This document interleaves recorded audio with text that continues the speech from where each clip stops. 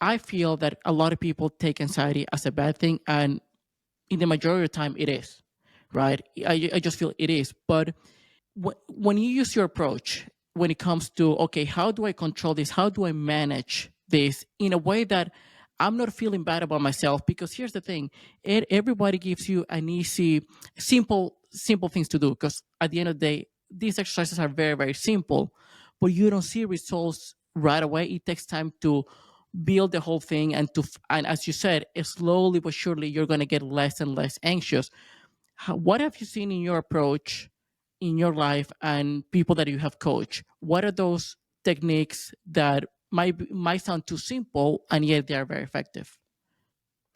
Yeah, so there's a lot to unpack there and a lot to answer. Let me first kind of dive in by saying, if you want to quote unquote master any subject, it does take time, right? And that's not to make folks who are listening feel discouraged as if they can't, get a grip on their anxiety in some capacity quickly, because you definitely can.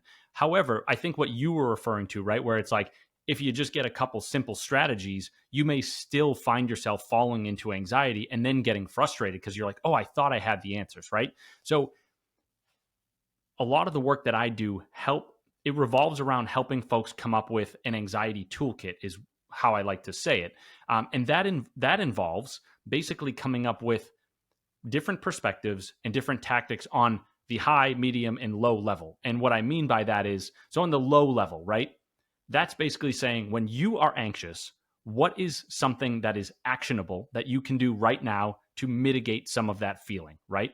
The high level is more, okay, what are the things that you can do in your life, generally speaking? What holistic lifestyle practices can you adhere to that will put you in fewer anxiety provoking scenarios or make you feel less anxious to begin with, or feel less anxiety overall, right? And then the medium is sort of in the middle there. And so, as an example, a quick example of a, I guess, like an implementation of that toolkit, right? So you could maybe say, right, on the high level, I'm going to tell somebody that if they are into it and they are able to do it, maybe take up some sort of physical activity regimen, right? So start walking regularly, start lifting weights regularly, running, doing yoga. That's going to help put your mind and your body at ease more often. So that way you get to each day, like let's say if you're working out in the morning, then you get to work and you are calming your body down through that workout, right? I could go into the science behind that, but let's just work off of that premise for a second. And then,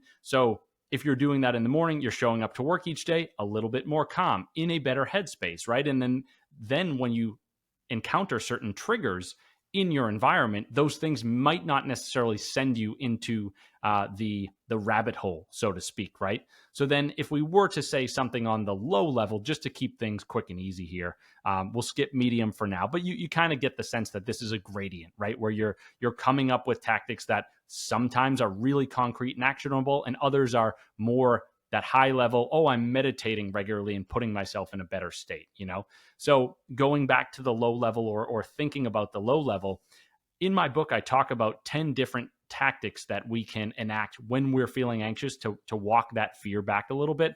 I call it the 10 steps to getting out of your head. It's not rocket science. It's just, a list of tactics that I feel have worked for me. So something, if we pulled a random entry on that list, I'm just going to pick one right now and basically say, okay, step 7 is get back to the present moment. So a little bit of a backstory on this one, or just some information on this one, right, is like, so you could almost say that anxiety, or to a degree, let's say 50-75%, anxiety is a product of not living in the present moment, right? So if you think about what anxiety is, I often say that anxiety is future oriented fear, right? So if you are walking in the woods and a bear crosses your path, that is fear, right? That feeling you're feeling, the feeling you're feeling right now, that is fear, because that threat is in front of you.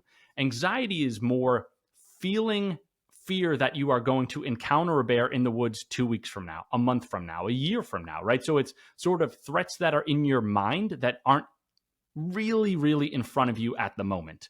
And so if you work off of that definition and you say, okay, step 7, get back to the present moment, what we're trying to do is remind ourselves that going to those places in our minds and thinking about the proverbial bears in our heads is only perpetuating our anxiety. Now, the caveat here, obviously, is that there are times when in this very moment we are horribly afraid, right? And so that's a nuance that is difficult. If you're experiencing a panic attack right now, you're like, I am in that panic attack right now. Like, don't tell me to get back to the present moment, right?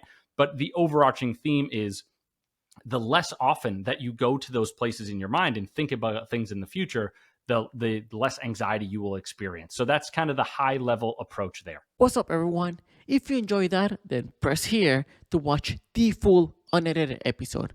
And don't forget to subscribe. I'll see you next time.